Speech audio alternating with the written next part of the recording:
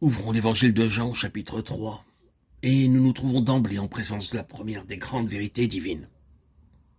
Le royaume de Dieu. Jésus dit à Nicodème, en vérité, je te le dis, si un homme ne naît de nouveau, il ne peut voir le royaume de Dieu. Tout cet entretien entre Jésus et Nicodème porte sur le royaume de Dieu.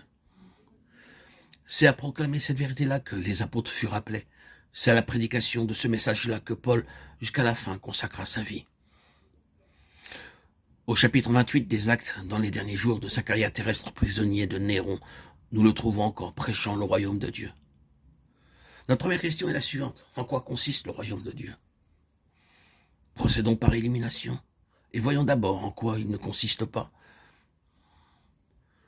Le royaume de Dieu n'est pas un domaine, un ordre de choses, c'est un état. Ce n'est pas seulement l'observation de certaines dispositions extérieures à un régime visible, c'est un ensemble de rapports vivants réglés par l'intérieur. Le royaume de Dieu est au-dessus de vous. Luc 17, 21. Une autre traduction synodale traduit au milieu de vous. Le royaume de Dieu, ce n'est pas le manger et le boire, mais la justice, la paix et la joie par le Saint-Esprit. Ce n'est pas un système qui viendrait s'imposer à l'homme du dehors. C'est un caractère céleste, imprimé à notre vie par un don de Dieu. Le royaume de Dieu est un état de choses dans lequel l'autorité se trouve de plein droit entre les mains de Dieu et qui ne fait aucune place à quoi que ce soit qui lui est étranger. En d'autres termes, le royaume de Dieu, c'est Dieu. Peut-être pourrons-nous mieux nous expliquer là-dessus si nous abordons la question des lois du royaume de Dieu. Dans le chapitre 3 de l'évangile de Jean, c'est de toute évidence le royaume de Dieu qui se trouve en premier plan. Et la grande question est celle-ci. Comment un homme peut-il entrer dans le royaume de Dieu? En d'autres mots, quelle est la loi qui régit l'entrée dans le royaume de Dieu? Notre Seigneur Jésus-Christ déclare que cette loi, c'est la nouvelle naissance, la naissance d'en haut. Si un homme ne naît de nouveau, ou d'en haut, les deux traductions sont justes, il ne peut voir le royaume de Dieu. Le mot grec rendu par naître signifie proprement, parvenir à la vie. C'est une vie d'en haut que nous avons à recevoir.